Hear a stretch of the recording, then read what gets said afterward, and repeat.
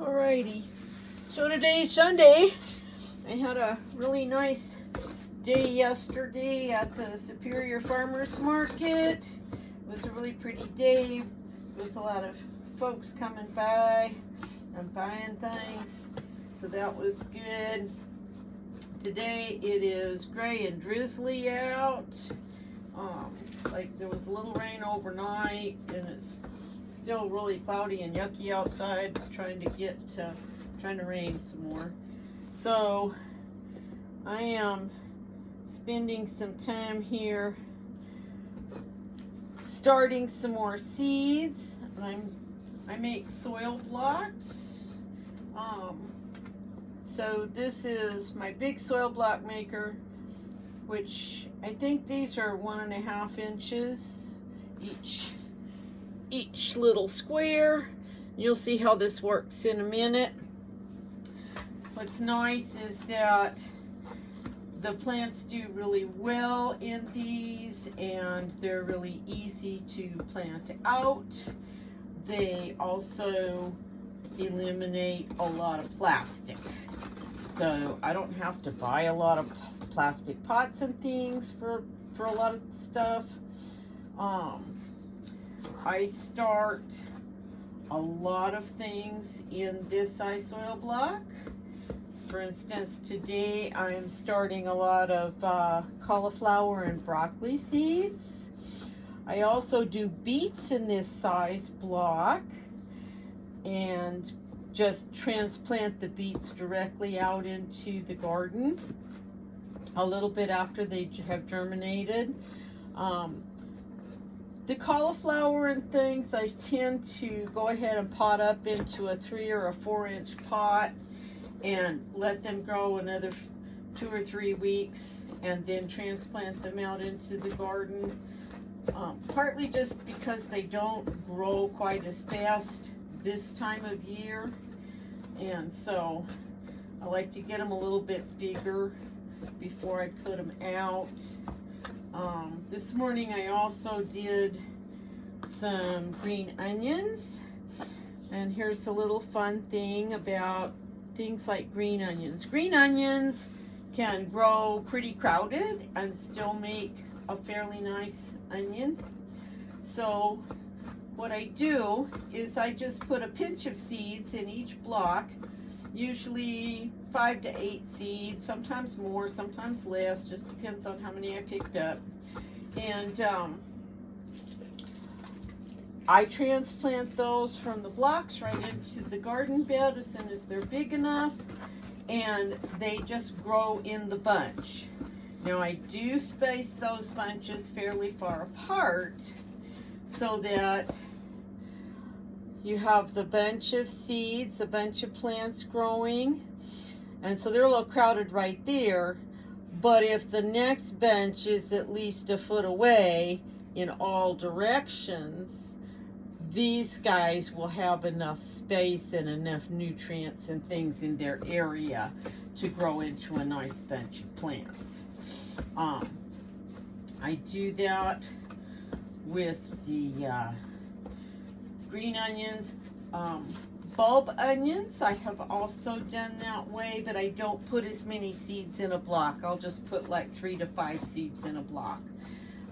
And they might not make the biggest onions that way, but they make a nice size onion. They grow pretty well, and you get a little more production out of a bed.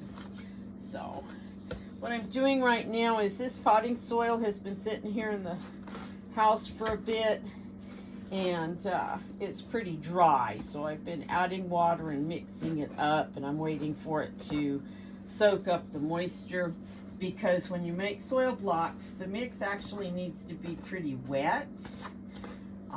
I actually like to see a little bit of water in the bottom of my tray here when I go to make a block. This still seems just a tiny bit too dry.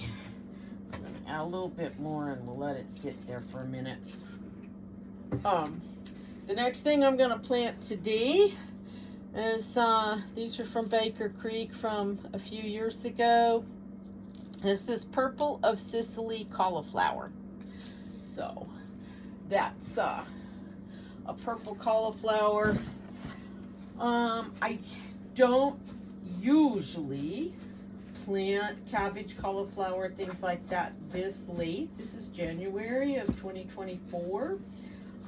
Normally I plant all of those things, start them in the late summer and early fall, and they grow quite well over the winter, and like they start making heads, usually around March.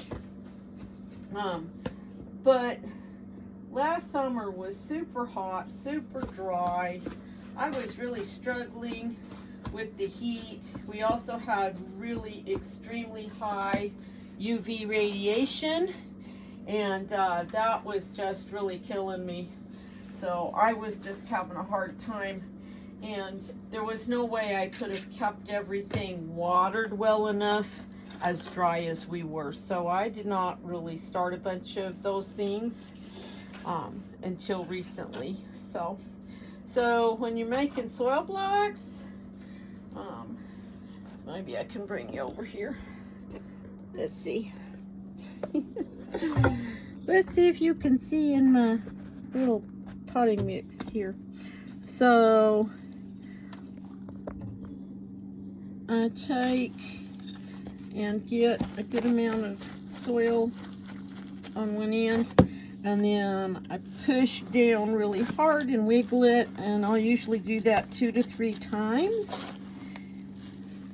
And then I check the bottom, make sure that if you're too wet, the potting soil will fall out. If you're too dry, when you make your block in the tray, it will crumble and fall apart. So you want to be pretty wet, but not too wet, and you don't want to be too dry. And then I just take and I rake across the bottom to make it level. And then we come back over to the tray. And let's see if that'll show you better. Trying to find a good angle for you here. So I set my blocker down in my tray, and I push down really hard on my plunger, and then I pull up on the handle, and then I kind of release the plunger and slowly pull everything up. And so then have our little blocks. And you'll see that there's a little hole in each block, and that's where the seeds will go. Now the other thing that's really cool is I have a little teeny tiny block maker. These blocks are only about 3/4 of an inch on the side, and I use those for starting things like tomatoes and peppers, because I start those on a heat mat to keep them warm enough, because they do not want to be cold. And I can fit a whole lot of those little tiny blocks on my heat mat. And then as soon as they germinate, I can just take the little tiny block and drop it right into the hole here in a bigger block. Now things like tomatoes and peppers, they need to grow 6 to 8 weeks from seed before you transplant them out into your garden. And that's something you might not know. When you look at a seed packet and it says days to maturity, in things that you normally direct seed, which could be lettuce and some green onions, or peas or beans or things like that, that's how long it is from when you planted the seed until you're picking the vegetable. But that is not true of things like tomatoes and peppers, because tomatoes and peppers are normally transplanted. You normally start the seeds in a warm spot, like in the house or in a little greenhouse, And then you put them into pots and you keep them in your warm place for 6 to 8 weeks, and then you plant them out in the garden. So when you look at days to maturity on tomatoes and peppers, it is not how many days from seed. It is how many days from when you put that 6 to 8 week old transplant out into the garden. So that is, I've always thought that that was a little bit misleading, but it is like the common thing. But it's just something to keep in mind when you're comparing varieties and you're thinking about succession planting in your garden and stuff like that. Now, I'll be done here with this tray in just a minute, and I'll show you how I put my little seeds in here, because I'm not sure that everybody knows this trick. One thing I see a lot of people do is they just put tons and tons of seed in a spot, whether they're planting in a pot or they're planting out in a garden. But the thing is that if you are careful with your seeds and space them out, you will get a lot more plants and a lot more production out of your seed money. So for instance, especially since in soil blocks the plants do so well, there's no reason for something that you're going to plant 18 inches apart, like cauliflower, broccoli, cabbages. There's no reason to put more than one seed into a soil block. So I'm going to just, these guys are pretty small. I don't know if you can see how tiny they are. I mean, they're not the tiniest seeds, but they're pretty small. Oh, since they're a little bit dark colored, and I have a hard time seeing the dark colored seed against the dark wet soil, I need my headlamp so that I can see where the seed is. Okay, what's wrong? There we go. That way I can see for sure that I got a seed in each block. Now what I'm going to do is I'm going to take this pencil, I'm going to dip it in a little bit of water, and then I can just touch it to a seed and I get just one little seed, and then I'm going to poke it in to the little hole in my soil block. If I get more than one seed, I try to just put one in each block. And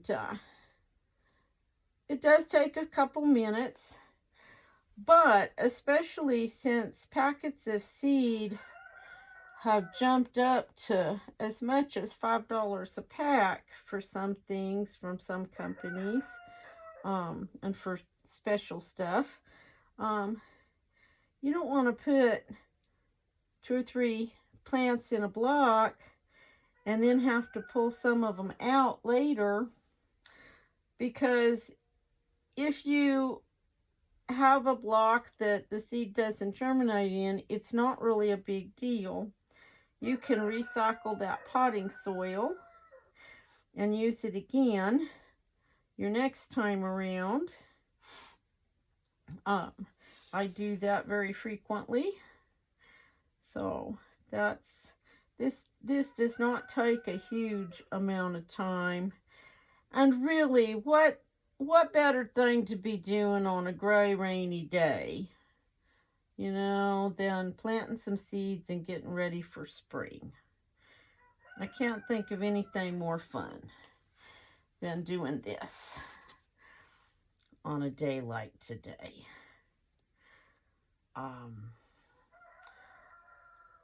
My only issue today is this is the last of the potting soil I have made up. I make up my own potting soils. My blocking soil here is just basically peat moss that I took and rubbed through a 1/2-inch hardware cloth, and then I add some perlite to help with aeration and drainage, because remember, plant roots need a little bit of air. They don't want to be too wet or too dry, but they need some oxygen in there. And so almost done here. And then you can see the next step will be that we're going to cover these with a little bit of dry soil, and then I will spray it to make sure that all the soil around each seed is nice and moist, so that it can start taking on moisture and begin to germinate. Okay, one more.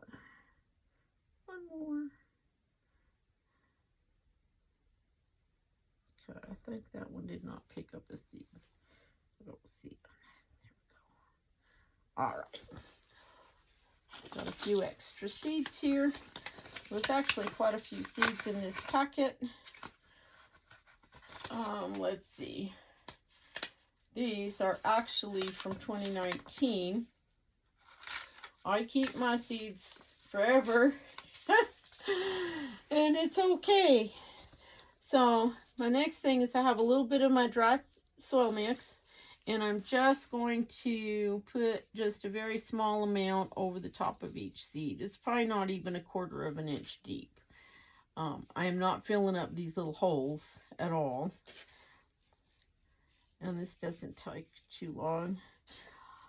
I mean, if I had bigger gardens, if I had like a whole 1/2 acre or acre of garden space, they do make bigger soil blockers that make like 30 or 40 blocks at a time. My little 4 block one works fine for what I'm doing for right now.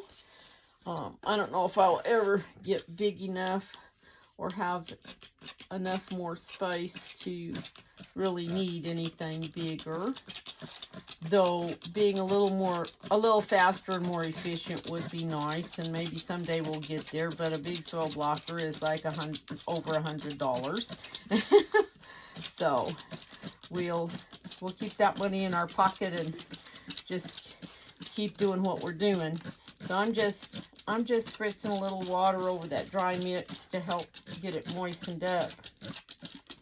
Remember, when things get too dried out, they actually repel water. So you sometimes have to go back and forth 2 or 3 times to get it actually to soak the water up and be moist. It does help that the block is really moist, so that dry mix can get some moisture from the block also. And then our last step before we put this under the grow lights is it's got to have a label.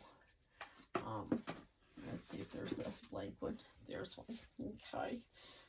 And I have discovered that the very best thing to write on labels with is just a plain old regular pencil. That it lasts longer. It doesn't really fade too bad. If you use any kind of marker, it will fade before half of the season is over. So this is Purple of Sicily. Purple of Sicily. And I'll know that that's a cauliflower. Okay, so now I'm going to just go slide those over on the plant shelves and go on to the next thing.